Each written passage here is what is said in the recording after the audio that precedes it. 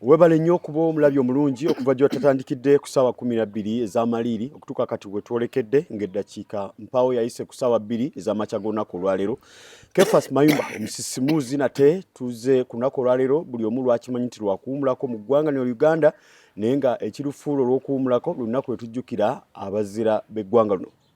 Okutegeezaako ku nsibuko y'olunaku luno esimbulizibwa mu lutalo olwaleeta gavumenti eya National Resistance Army oba movement mu buyinza omwaka gwa 1986 oluvannyuma lw'olutalo luno olwaliwo olwatandika mu 81 era bwe bayingira mu buyinza ne bakizuula nti kyetaagisa nnyo okujjukira emirimu amakula egyakolebwa oba sacrifices tuyinza okuyita saddaaka okwewaayo kw'abantu abasajja n'abakazi mu kulaba nga banunula eggwanga lino mu bo nga bagezako okubeera nga bajjukira emirimu n'ebikolwa saako ne kaweefube w'abantu bano okulaba nga eggwanga lyattu linunulwa okuba nga lituuka ku byenkulaakulana ebyeyagaza omuli ebyobulamu ebyenjigiriza n'embeera abantu mwe bawangaalira. Yali Act of Parliament ey'omulundi ogw'omusanvu eya 2001 ebiseera ebyo ajjukira nti yali ekubirizibwa Wakitiibwa Edward Kiwanuka Ssekandi oluvannyuma lw'okukwasibwa ddamula okuva ku Francis Ayume.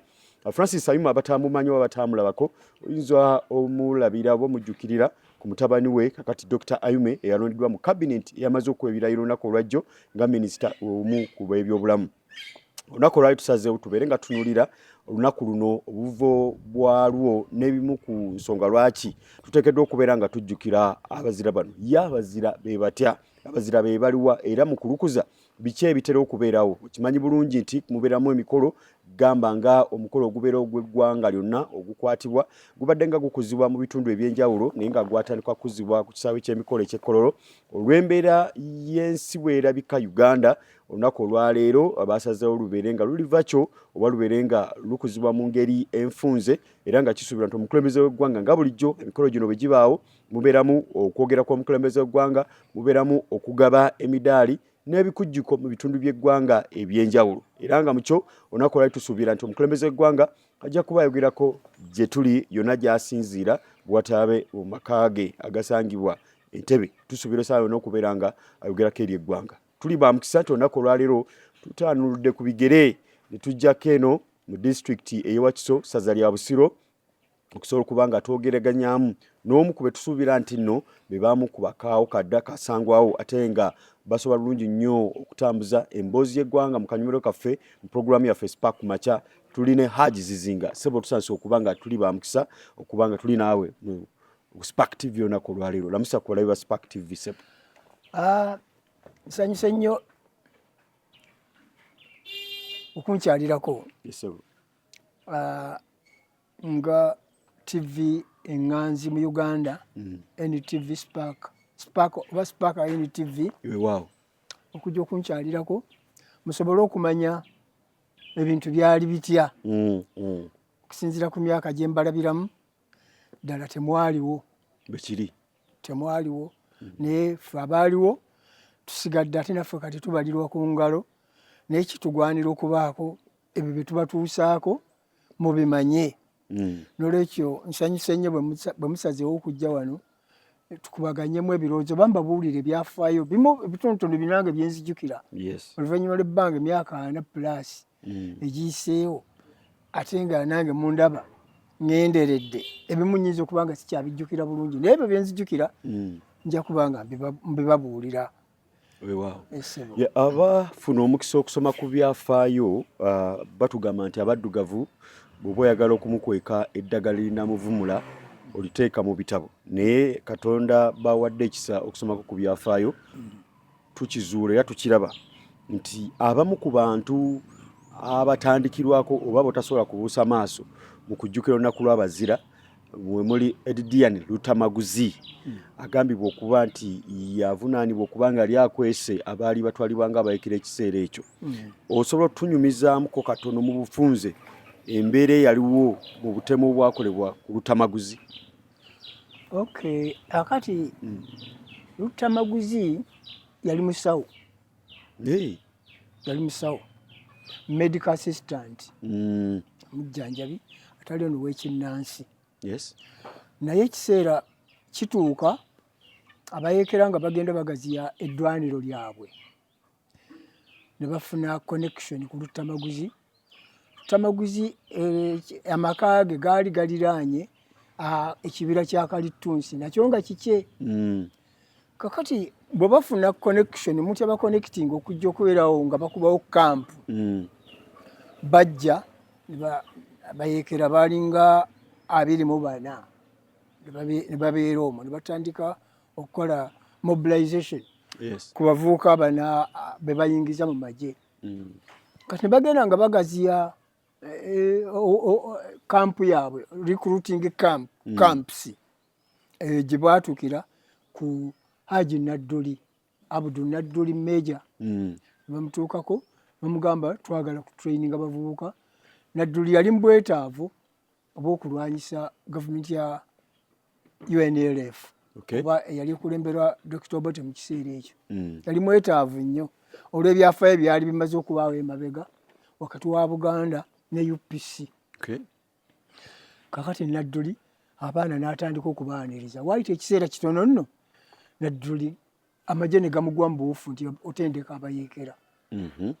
Naye mu kunyigirizibwa nga Nadduli amaze n'okusonyiibwa nti bw'abalega ettendekero gye riri bajja kumusonyiwa talina buzibu bwonna. Nadduli ng'amaze wiiki namba mu barracks Bombo baamuteeka mu Land Rover n'abajaasi nga 500 be yajja nabo okujja okukwata abayeekera ne bajja. Amateka ga Lutamaguzi gaali mu kitundu bakiyita Kikandwa.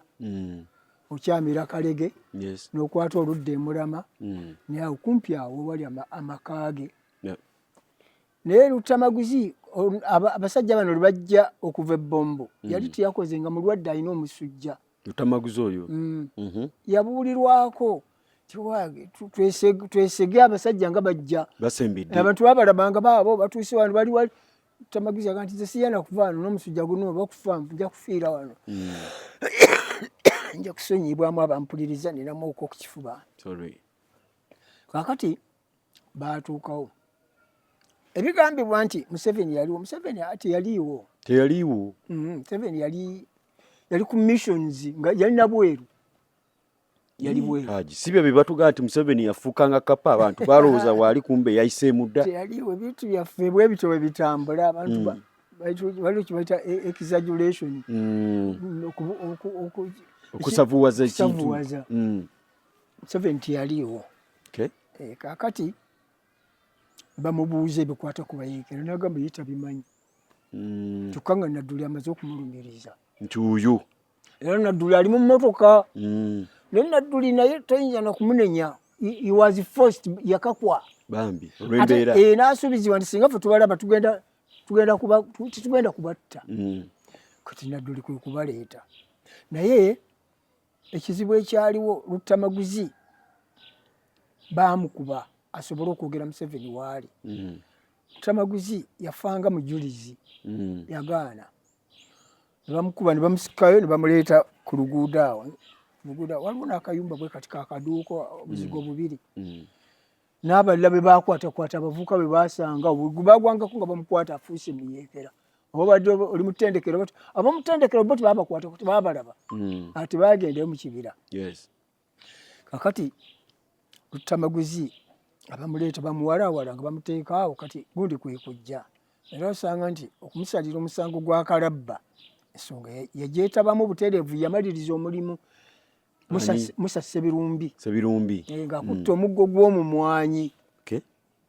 N'atandika okukubala musajja mmwe mutumazeeko emirembe musajja mmwe yogera Museveni waali musajja gwe nga bw'akuba okutuusa omukkalu gwaggwamu.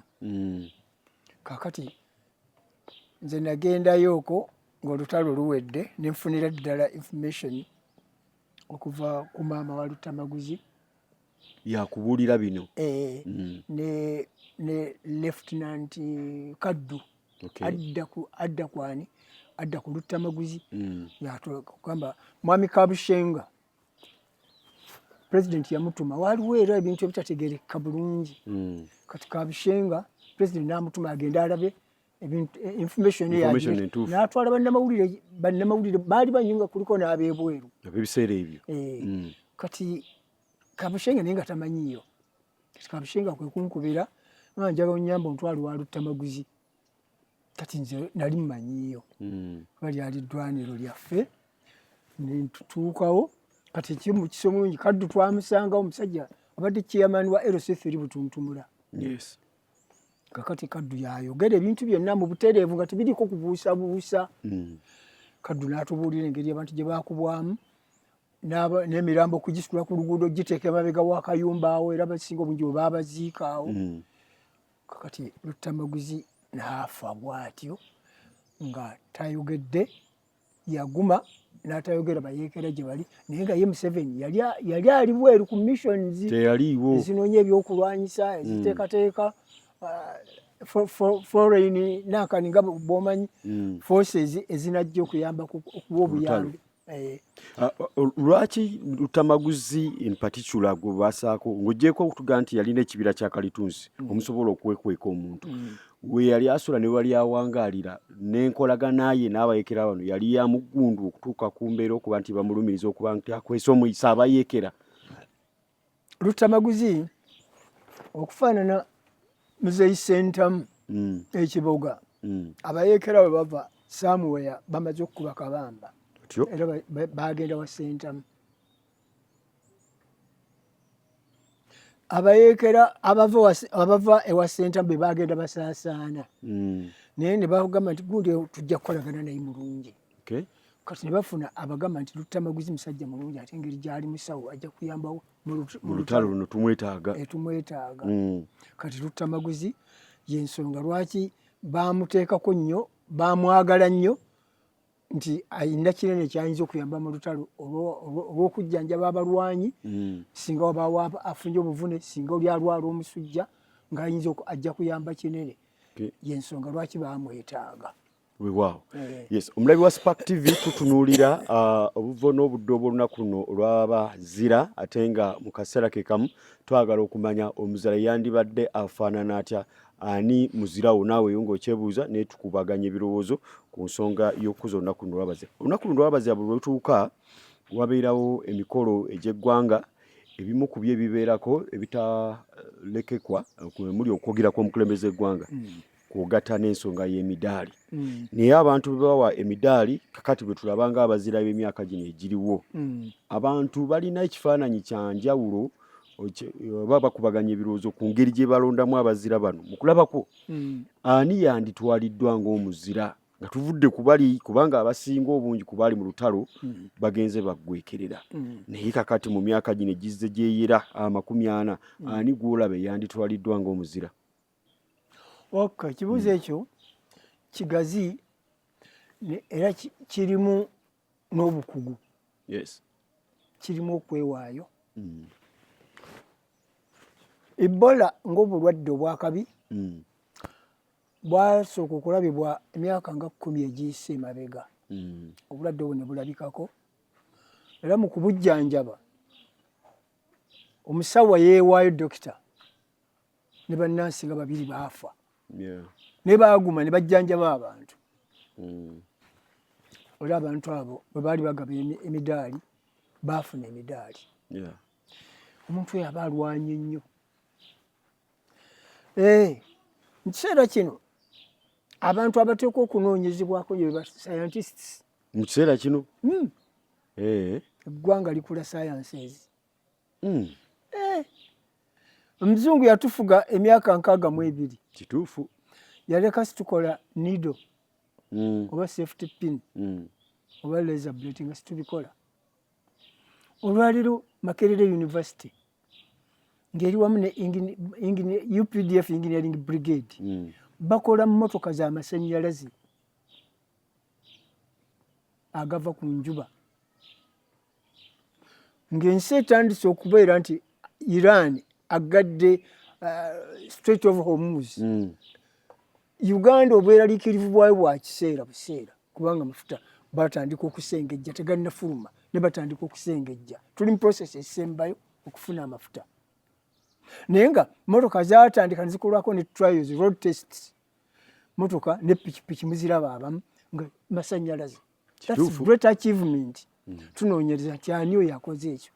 Ne bannaffe baga nti akoze ennyonyi akoze nankani yatandika okulongoosa surgeon dokita akungirizibwa nnyo ne mu Uganda tuteeka okumanya nti ani yasooka okulongoosa ti Dokita Bamundaga yasooka ate ng'alongoosa muzungu. Kakati omuntu yenna ayinza okuweebwa omudaali olw'okulwanirira eggwanga. Eggwanga kintu kigazi, oyinza okulwanirira region naye ng'eggwanga tugamba nti oli mulwanirizi wa ggwanga kubanga wawonya abantu Ebola mu kiseera wawaayo obulamu bwo n'otatya kufa nga bannaffe bwe tubalaba nti singa tebeewaayo kulwanyisa Mwanga eddene tezaali baddewo. Kati bannaffe abo mu ngeri endala the Christians, Anglican and Catholic churches ne zibarecognising ng'abazira baabwe they are the holy martyrs. They are the martyrs. Kati naffe eno mu ngeri y'enjawulo abantu abakoze ebintu eby'enjawulo ebitali bya bulijjo bateekeddwa nga okutunulwamu baweebwe emidaali emizito, emidaali gya Nalubaale, emidaali egya Kiira n'emidaali emirala egy'omuwendo mu ggwanga lya Uganda. Bantu balyoke baddemu amaanyi okufuna okunoonyereza buli kiseera. Science yakulaakulanya eggwanga. Tolowooza nti tugenda kusuula mu gguluka amasomo gali aga RTC nga tukungiriza nnyo science ate nga tukize tugaani ne wano we tutuuse omukungiririza science RTC yatutuusizaawo. Ebintu byonna olugoye oyinza okulwoza oba obutalwoza lusigala lugoye. Naye kiki ekirwawula nti lugoye empale wagyozezza ati n'ogigolola neggwamu amavuunya. Wagyozezza n'ogigolola neggwamu amavuunya. Arts booza beebale booza n'otuyigiriza nature study akomeyo wansi eyo naye nga bakutandikiddeko naye arts mwe muli okuwandiika handwriting. Muntu n'awandiika bufu baatukubanga mu kizitibwa ky'abakubangalo baatukubanga okuwandiika omukono obulungi ennyo. Ati mwe muli omuntu okuyiga empisa eza bulijjo omwana okumuyigiriza empisa eza bulijjo. Naye ebintu nga obulimi omuntu bakuyigiriza modern agriculture kintu ky'amaanyi kyongera omutindo. Omuntu nga omuliro kati nga batwogedde ku masannyalaze agakola ki agakola mu mmotoka piki tuziraba. Motoka baasi ziva eno neegenda nti egenze Kiboga amadde bakyusa battery nga bwe yaligenze ku petrol station bakyusa battery ne bateekako endala nekomawo butereevu. So that is science.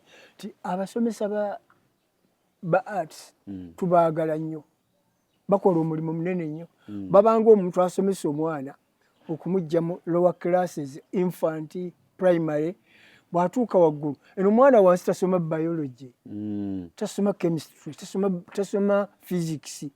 Bw'atuuka mu S1 introduction to biology n'atandika agenda kusoma obusawo waliwo basanga bannansi ba midwife science n'atandika kati bino ebyowansi wayiga bulungi okuwandiika n'oluzungu English grammar ke twasomanga katabo kafa kujjula English grammar bwe twasomanga kati n'oluzungu otandise okuliga naye olulimi lukuconnectinga lukugatta ku mawanga malala. Naye science alimu okubala, science alimu physics, science alimu chemistry, science eggwanga liyimirira ku ddagala. Tojja kufuna ddagala bw'obanga abaana tebasomye chemistry. Kugenda mu bibira genda kukola research kutema miti egyo batestinge guno naguno bagujjeyo. Dokita Makerere ojja kubanga omusomeseza bwerere kubanga ddagala anaalijjawa. Dokita ali Makerere akolagana n'ebitongole bibiri akolagana ne chemistry ne bano bapharmacists abeddagala ba muwendo nnyo balisengejjayo batunulya be baneeminga kino ekivudde. Dokita yakuwandikira nti genda mu laabu. Ngenze mu laabu ne bakebenya nti obuwuka buno bwagala ddagala gundi kati wa pharmacy yalimanyi era yalipimira dokita yina alikuwandikira n'ojjanjabibwa. So nti abantu bombi ba muwendo naye nga bisingagana mu busingaganyi mu classes. Kiri kyenkulaze nti omwana wa primary tasoma biology tasoma chemistry naye ng'ate naye amwetaaga naye alina gy'amusangira mu upper classes. olunaku lw'abazira luno nga tuzzeeyo ku katono, eriyo abavubuka, eriyo abantu nga si bannassaayansi naye ng'oyinza obutabalaba ku lukangagola bagenda okufuna emidaali. Eri omulembe guno oba omugigi guno omuvubuka wandirowoozezza nti olunaku luno bandibadde balutegeera batya okusukkuluma awo mu kurecognizinga n'okusa ekitiibwa mu saayansi, kubanga eri abalala balina bye bakoze obuteebalira okuletawo enkyukakyuka, okutangaaza abalala n'okuzibula abalala amaaso mu makowa ag'enjawulo, gabega bya bufuzi, gabega bya bulamu, gabega bya bannabitone n'abalala abalinga abo. Omulembe guno omuvubuka wandiroozezza nti bandigwagazisizza batya olunaku luno okulaba nga ddala lukyalina amakulu? Abavubuka obubaka bwange gye bali, abavubuka beeweeyo nnyo okutunuulira government programs bazigoberere, kubanga gavumenti ebeerawo ng'eteekerateekera abavubuka era ne ssente z'abavubuka ne zifuluma. Balina n'ababakiikirira ku buli nnyingo, kuva ku kyalo kuliko omuvubuka, constituency kuliko omuvubuka, district kuliko omuvubuka, region kuliko omuvubuka, ne national kuliko omuvubuka gy'ali mu parliament. Kituufu. Kaakati abavubuka nga balabira ku muvubuka munnaabwe nga Hamisi Mukasa akyataddewo ekyokulabirako. Olwaleero akyusiza Kampala,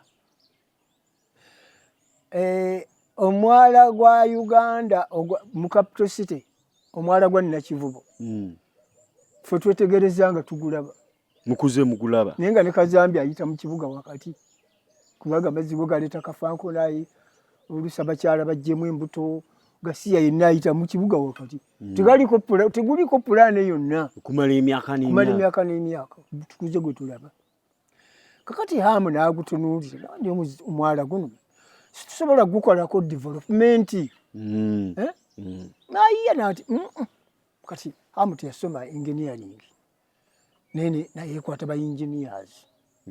N'atwala no kino ate kya bugagga mu Kampala, naye ndowooza sijjagga nti abaasooka tebaakimanya naye tebaakiteeka mu nkola. Oba tebaakiteeka mu nkola, nze kanwane nga bwe nsobola nkolagane ne Kampala City Council ne local government bampe olukusa bampe olukusa nzimbe omwala guno, nze nja kwewola ssente. Hamu n'atandika omwala naye ng'agutandikira mu kuwakanyizibwa. Olwaleero nze ne bannakampala bannange abatunuulira omwala guli, onoonya ogwali omwala n'obulwawo okutuukira ddala kati wa Samusoni Kisekka tokyalabawo, ndoza ziri hectares 7 n'okusoba, zonna azizimbye. Hamu ekyo akikoze si kulwakuba nti agenda kufuna ssente. Yes, agenda kufuna ssente, naye gwe omusuubira kuwangaala emyaka 10. Ekibuga ekyo kibadde kiyimiriddewo ku bayindi abaakizimba ne kibasuuzibwa ne badduka ne bagenda, bannayuganda ne bakisigalamu. Weewaawo bwe kizze kizimbibwa, kuba nze awangaalidde mu Kampala, bwe tunuulira ennyumba Idi Amin ze yagabira abayindi ezaalimu ku mulembe gwa Idi Amin zibalirwa ku ngalo. Ennyumba zonna almost 70% kati ennyumba ezirimu zizimbiddwa ku mulembe kuva 1986 ku ddende gye tuli. Naye wali temwali mu mayumba nga ennyumba era enzimba nga bwe yabanga. Kibuga kyonna si Central yokka wali, naye nawali wonna Old Kampala wonna olaba kibuga kirala nnyo, ebizimbe babimenye olaba byali bikyali by'amaanyi ti garanti yaggwako. N'olwekyo nti abantu bonna abagezezzaako abavubuka n'abatannaba kugezaako bafune ekyokulabirako kye kya Hamu.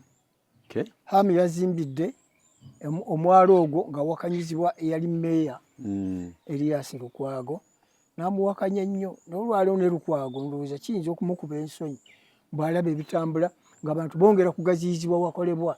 Ayinza okuba teyali yawakanya lwa butaagala nkulaakulana, naye engeri gye kubanga ye munnamateeka wa rule of law, ayinza okuba yali ayagala emitendera gigobererwe, abantu baliirirwe n'abalala abaakosebwa, kubanga bw'otunuulira abaali awo bwe wabuuza gye bali ne gye bakakkalabiza kati bayinza okuba nga bebaka abatwa wange ntulege ndowooza bulowooza naye simanyi ndowooza Erias Lukwago kizibu kiyasanga yaliko mubaka wa Kampala kituufu mwaka gwa 2010 December Erias Lukwago yali mu parliament kituufu yali mu parliament ng'omubaka wa Kampala bateesa ku Local Government Act eyakyusa status ya Kampala nga mwali mu parliament nga mubaka agikiikiridde Kampala Erias Lukwago yassaako omukono Kampala ekyusizza enkulembera yaayo etya nti eneefugibwanga president wa Uganda enaabeeranga mu office of the president ekibuga eneebanga ne minisita wa Kampala eneebanga ne executive director ennyingo ezo n'obuwaayiro y'omu kubassaako omukono eneebanga ne road mayor ne ba road councillors n'asayininga nekiyita kaakati Kampala ebadde ekulibwa town clerk kati ba town clerk basigadde walala basigadde mu ma divisions kaakati eri Kampala egenzi wa executive director yalwanyisa nnyo mukyala Jennifer Musisi mu kukola awo n'okuzimba paaka eyo empya Jennifer yakolera mu kuwakanyizibwa Lukwago gwezaloga nti Lukwago ndowooza Katonda yamuwa ekirabo ky'obutaagaliza balala kukola ekyo ajinga kinene kyotaddeko anti kakati ng'omuntu ayagala Kampala eyalaba kapaaka nga tuyina kamu kali akakadde biseera biri ate population egezza abantu beyongedde obungi banoonya nawo okukolera kati luno lusaalusa luli lutobazi abamu temwalulabe lwali lutobazi waliwo ebikere byebibeerawo kati omukyala n'akolagana ne local government nekkiriza abantu abakulaakulanyizibwe naye Lukwago yatandikirawo okulwana entalo nnyingi zizze ziwakanyizibwa hamu okuzimba paaka yaadi eyo twali lutalo nzijukira nga lutalo tebamukkiriza kugizimba era Lukwago ayina ne ansonyiwe ayinza okuba nga awulira naye simwogerako bikubanga ge mawulire gabadde yeeyogerera agamba nti hamu amwagaliza na kufa hamu ajagaliza kufa yakuddayo netegereza ekyo nali saakiwulira njagaliza na kufa bufi era n'akasaawe kazimba aba World Cup bakagaana n'okukagaana FIFA kakati neŋŋamba Lukwago ne Uganda yennyini hamu ayinza okuba hamu ne Uganda yennyini nayo tajagala ekisaawe kyendaba olwaleero ne paaka yadde abantu beeyokerangawo bweyokezi buli kiseera kati nga baleaders abakulemberanga paaka yadi bo bafunawo sente z'okukubagizibwa Ssaabasajja Kabaka abakubagiza abukadde 2 gundi abawadde boziti nga bateeka mu nsawo zaabwe enkyanga bookya lulinga bookya kati hamu n'azimba awantu wonna nga bw'otunuulirawo development njeerera amaduuka gajjudde abantu tebakyabonaabona kati kwayongedde omwala okugujjira ddala ku muzikiti gw'abayindi kiri the temple y'abayindi eryawo ndoza kuvya ddala kugundi ku fire brigade paka wakisekke ndoza gugenda wandegeya kakati eri Lukwago byabadde alwanyisa fe tugamba nti oyinza okuba ne politics war nga tokkiriziganya nagundi naye bw'okkiriziganya okuyingira mu kibiina ekimu okukiyingiramu okukiweererezaamu kuba okukwata constitution kukwata either is a Muslim man n'akwata Quran n'alayira nti agenda kuweereza atuukizi nga bw'olaba kulayira bwekubeera naye ng'ogenda kulayira kuweereza gavumenti ki that's national resistance movement kubanga that's the ruling government yeerimu tojja kuleetamu ate manifesto ndala eno yennyini ebigirimu by'olina okuteeka mu nkola era ogendamu ng'obitegedde Lukwago nga senior kansala kanso aba abimanyi n'olwekyo nti abavubuka mbakubira omulanga obutatambulira ku nkola efaanana eya former Lord Mayor so bino ebya accountability bijje mu luvannyuma kubanga bw'obanga bintu bitambula ne matches enkulaakulanijja n'ebyo okulingiriza ennyo n'engeri gye bafunamu obusobozi okugenda maaso n'enkulaakulana bw'oyogedde ku mukyala Jennifer Musisi bakugamba budget gye yakozesanga n'engeri ensimbi gye zasaasaanyizibwamu teziri ku nsaasaanya n'ebirala ebiringa ebyo. Ebyo si bikulu mu ggwanga erikulaakulana eryetaaga okubaamu obwerufu. Ebintu ebyo bikulu nnyo. Wateekwa okubaawo transparency. Naye mukyala Betty Kamya bwe baali nga pulezidenti amulonze okubeera IGG kalisoliso wa gavumenti yagala okutandikira ku bantu abo. Museveni amugamba nti please genda mpola. Lwaki amugamba genda mpola? Museveni musajja mukulu is now about 82 years. Bekiri ekigambibwa ate ensindikano za wano zonna zibaddemu whether nga waali wano oba nga ali bweru. Ensindikano zonna zibaddemu. Idi Amin yakwatanga abantu abalidde enguzi n'ababbi aba highway robbery ne bakondo bonna nga batwala kyayitibwa police headquarters Naggulu nga batadde ekitongole bakita the public safety unit kutaasa abantu nga abatta bussi ababbi emmotoka abatwala Naggulu tebabakuba masasi. Olaba ebyuma ebiteekako emipiira ttala livers ezo sepulingi ezo zebakola luno bamukuba omutwe gusesebbuka tekyajjawo kulya nguzi. Alinganga yagikumangamu omuliro bwe yakwataganyanga nti gundi waliwo omusajja omukulu omu kubanga bino bibi okwatula amannya g'abantu ne bwenjogera ensi abamu bamumanyi yayitibwanga was a doctor nga minister wa health. Idi Amin yakwata petty cash dola obukadde 12 nga Idi Amin bamusanctions takyafuna myaka ali kuva bweru n'agenda agula eddagala ebweru.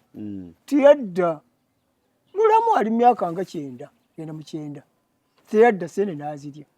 Abo bebeegatta mu 1979 Nyerere n'ateekawo recruitment ground ne bagenda e Tanzania ne batraining ne bakomawo ng'abajaasi abazira. Ababbanga mmotoka wano bonna Idi Amin abasimattukanga ne bagenda bakomawo nga bonna bakutte emmundu era nga bakamanda. Kakati kyekyo bala agamba nti genda mpola oyinza okulwana olutalo lutajja kumalako nalwo. Bagenda ne beekolamu gugganga. Museveni Saabalwanyi naye alimu obutiitizi obw'engeri gabeera magezi. Si butiitiizi. Gabeera magezi. Mazibba siwagidde kyakuzibba. Naye zireme kugenda bweru ate kukola omulimu gwa kujja kutulwanyisa.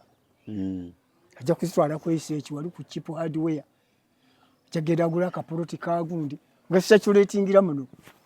N'okuzitwala eri bagende beegatte bagule emmundu ate bajje batusaanyeewo tugende mpola mpola bajja kulongooka. So nti si butiitizibwe ate si kuwa babbi ba ssente za gavumenti gaapu ne kulowooza biki ebiyinza okuddira kubanga kyali kikoleddwako. Amin yabakuba n'abalemwa n'akuba abayeekera babuli bonna beegattaamu bonna ne beegattira e Tanzania mu kibuga ekiyitibwa Moshi gye bakola Moshi Conference. Moshi Conference yakwata bonna abaali badduka bonna ne beekola mu gavumenti egi Uganda National Liberation Front ne bakola Liberation Army ne bajja.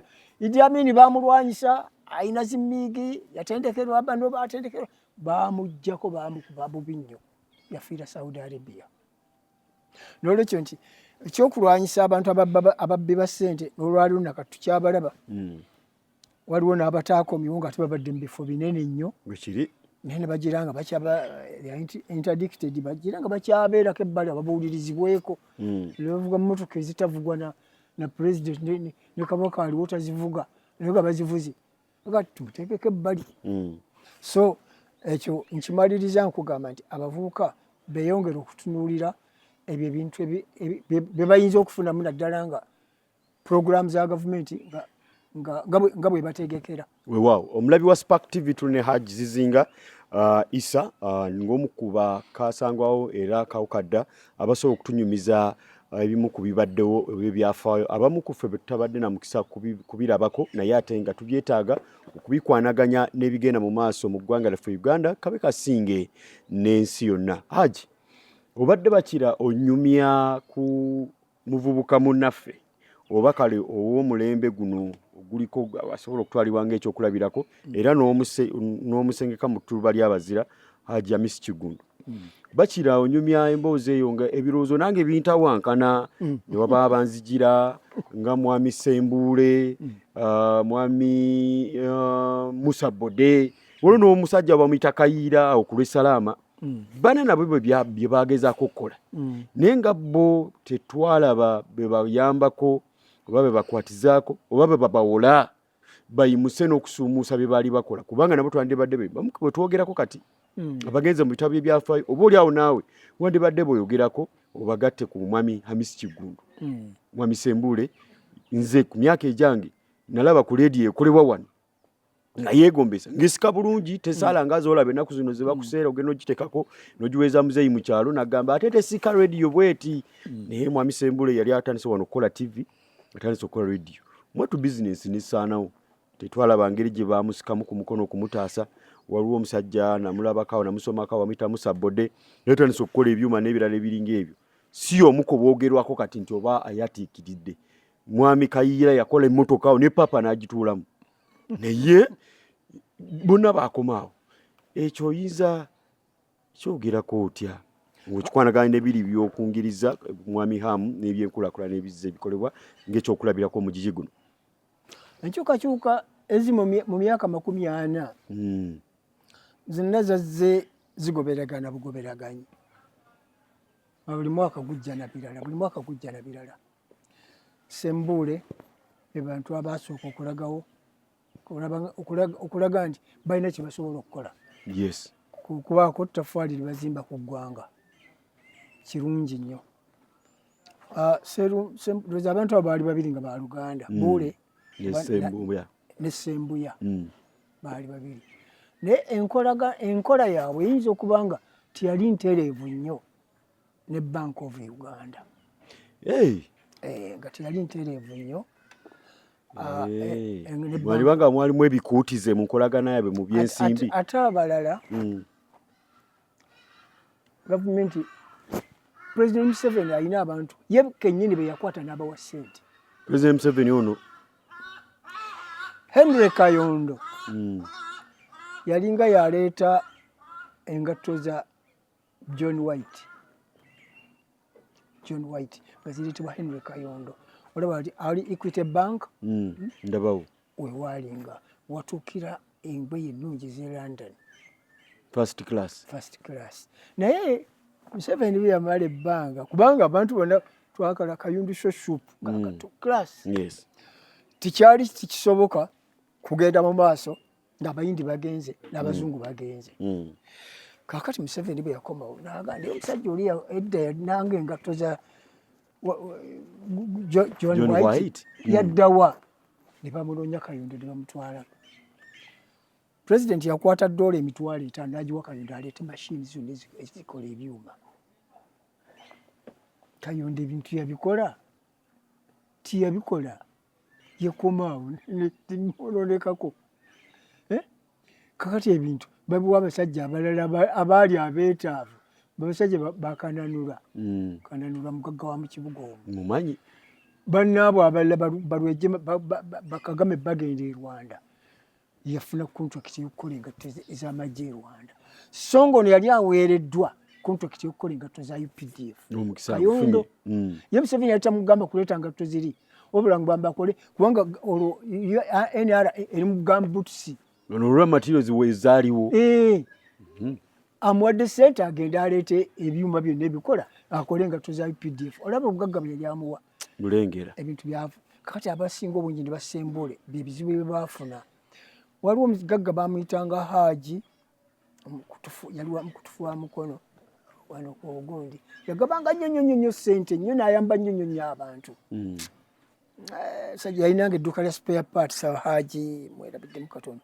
Naye bwe yali ng'agwa ebintu bye banki ebiwalula Kiseka yagamba nedda omusajja ono ayambye nnyo abantu tikisoboka. N'agamba gavumenti emweyimiridde. Gavumenti emweyimirira ne batatwala ttaka lye n'agenda ng'asasula mpola. Naye kati ebya Sembuya byalingamu ssente za banka. Naye nga tebaayina nkola nnambulukufu ebintu babikola biri tekiniko nnyo era byetaagibwa. naye tebirina nkola banka repayments za banka ndoza wavanga okugwa balinga abo gavumenti erina bwe yali erina bayinza bayamba president alina ngeri gye yayinza basika mukono simanyi kubanga saakigenda muwala kumanya lwaki banka bo teyabeeyimirira kuba ekyakayondo kikulaze nti ebintu byamulemerera nga ne contract yali agifunye ekole engatto za UPDF naye sente neziba diverted nazizza mu birala n'olwaleero nankani nemufa ne bagiwa balala be bakola engatto z'amagye essebo bano abalala bakayiira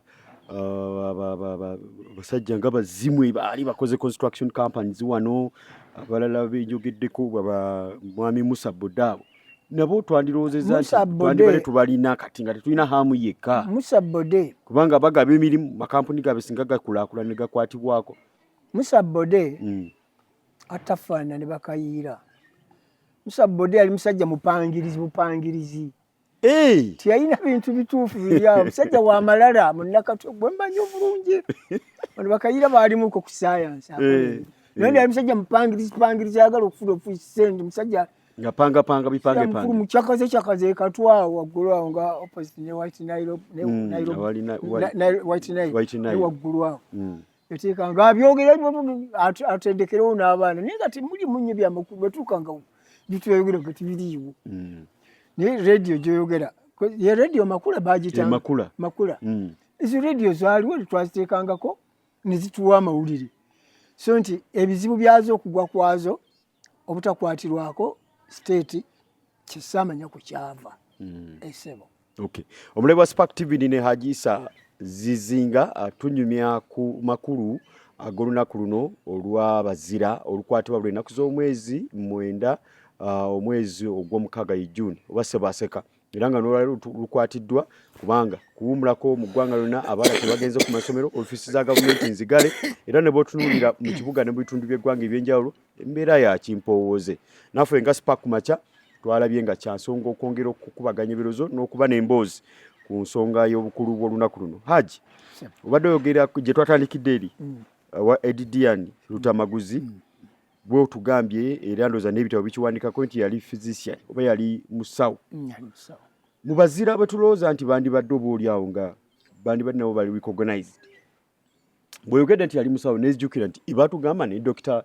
Kizza Besigye y'omu ku baakubanga n'empiso omukulu mu nsiko n'engeri gy'abadde ayesaamu empikizi z'obukulembeze n'ebyobufuzi okulaba nga eggwanga libeeramu oba oliawo bwenkanya ne bantu okubanga basobola okuba n'okweyogerera ku byobufuzi bye bakkiririzaamu tolowooza nti naye yandibadde oba oliawo alabibwa mu ngeri y'enjawulo okiraba otya kuba bwetwogerera ali mu kolokooni kubanga oyogedde oli yali dokita naye nga ate ono omusajja munansiko naye kaweefube n'amaanyi ge gonna laba gyakomekkerereza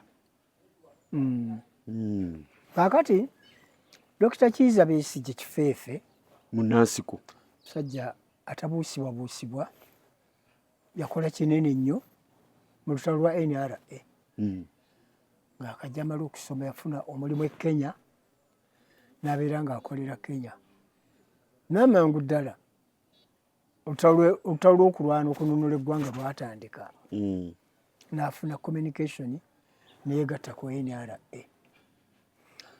mu kiseera ekyo nga Besigye tannaba kugenda mu nsiko dokita yali okumpi ennyo mujjanjabi wa president Museveni mu nsiko yitibwanga Dr. Ronald Bata kati Besigye bwe yajja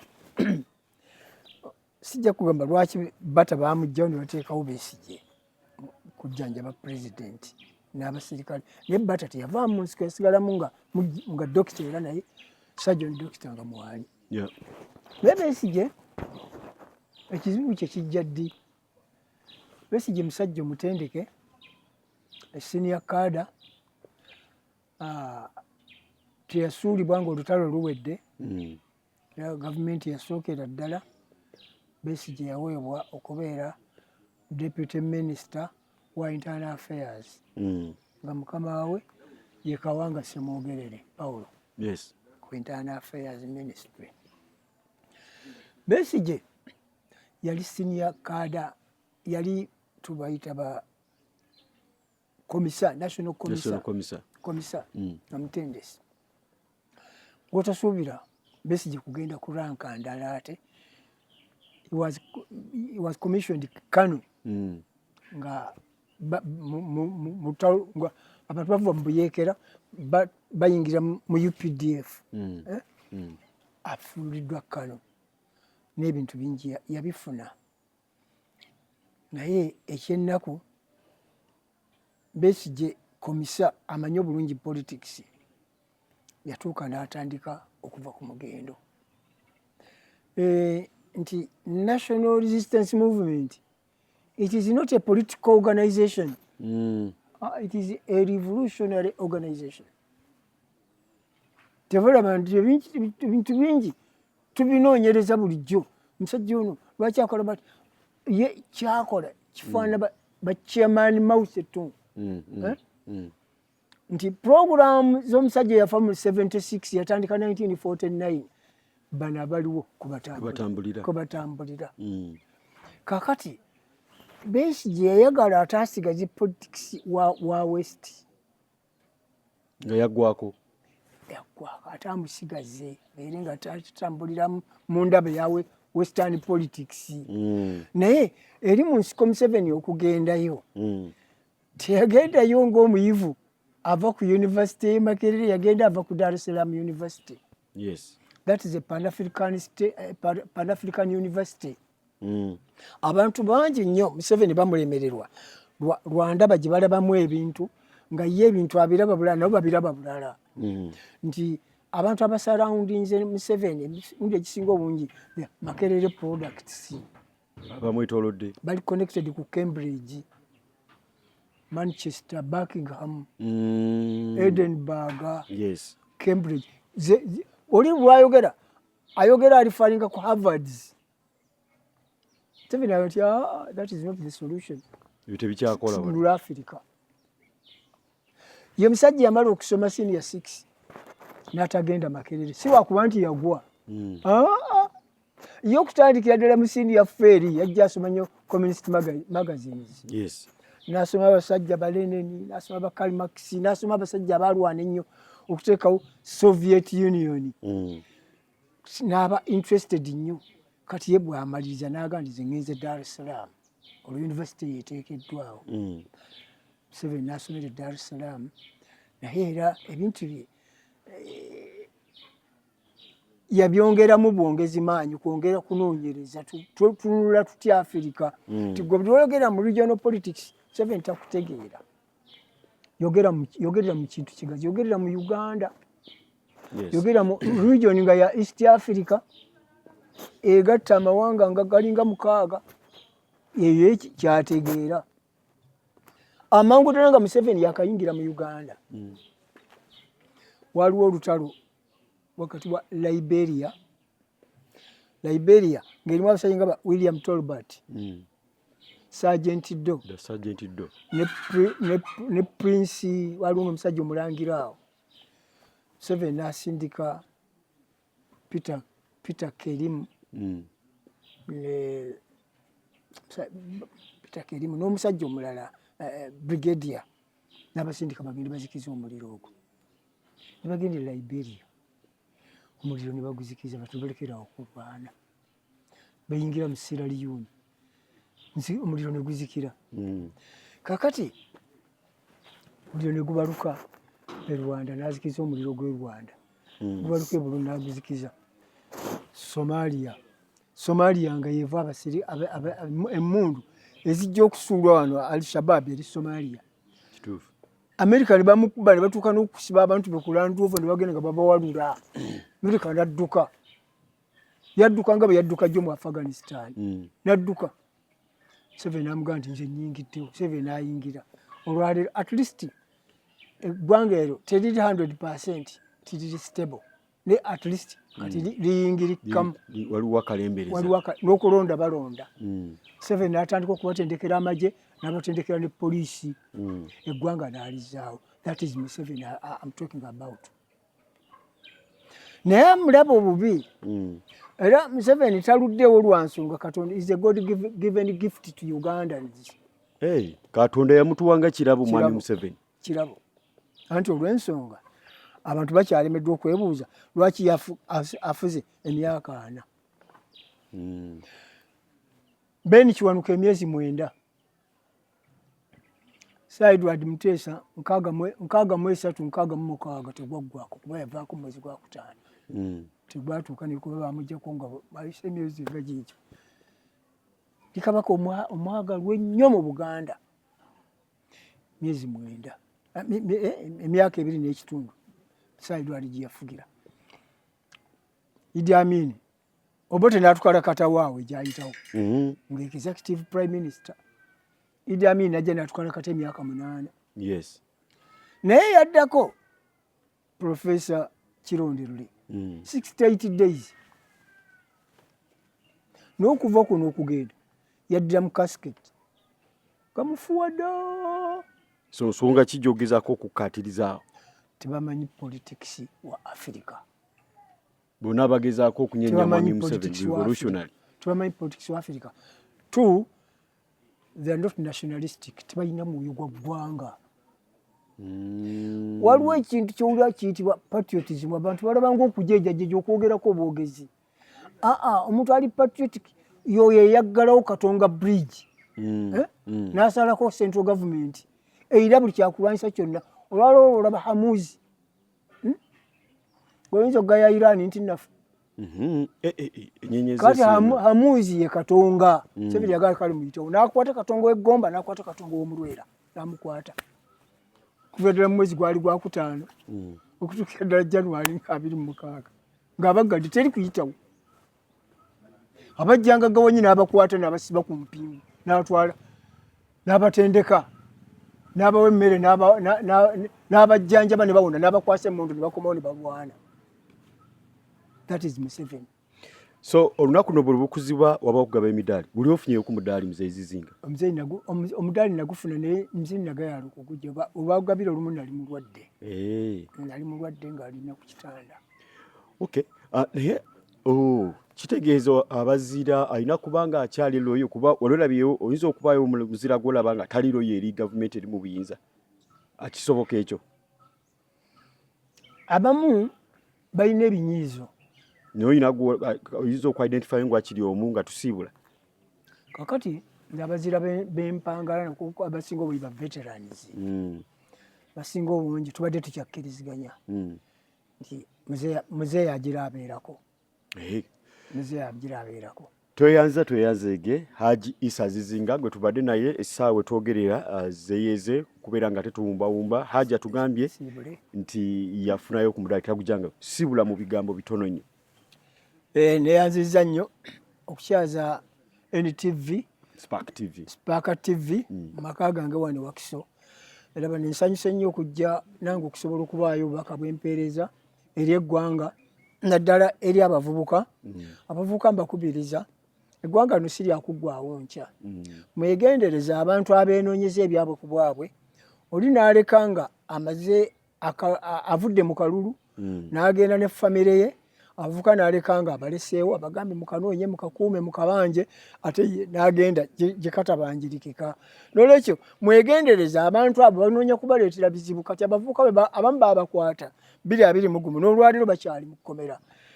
Emyaka gyabwe gye gifa obulamu bwabwe bwe bukendeera. N'olwekyo nkubiriza abavubuka bulijjo mwekuumire ku gavumenti ebeeriko ennungi ekusange ng'oli mulamu. Tweyanzege bwete otambudde olunaku olwaleero twagala okwebaza obudde Haji Issa Zizinga bw'atwadde olunaku olwaleero olw'abazira lutukuza ate nga Bannayuganda mwena mukimanyi olunaku lwakuwumulako. Mubuuziza nti wafunayo mudaali n'akkiriza wabula yalemwa bulemu oba yagayala bugayazi okubeera nga agufuna. Mwettu nange nabaddeeko eyo nisanga nga ninayo omudaali gwe nawangula ebiseera ebyo wali ab'ekitongole ekya Scripture Union Uganda bampa omudaali nga banneebaza olw'okwogeranga n'abayizi mu masomero n'abavubuka ebigambo ebirungi ebibateekateeka. So nange neenyumiriza nina omudaali sigenda kulinda gye bagaba naye wonna lugunagira nange nagusanyukira. Baagaliza olunaku olulungi tugenda kuddamu ate tusinkane kulaba nange Meka Irene Ahmed Wahab twaga okwebaza kirimu abadde ku kamera producer Betty n'abadde mu transmission Tony n'abalala mwenna tubenyumiriza. Tugenda kuddamu twegweko olunaku olw'enkya kumakya mu Spark kumakya.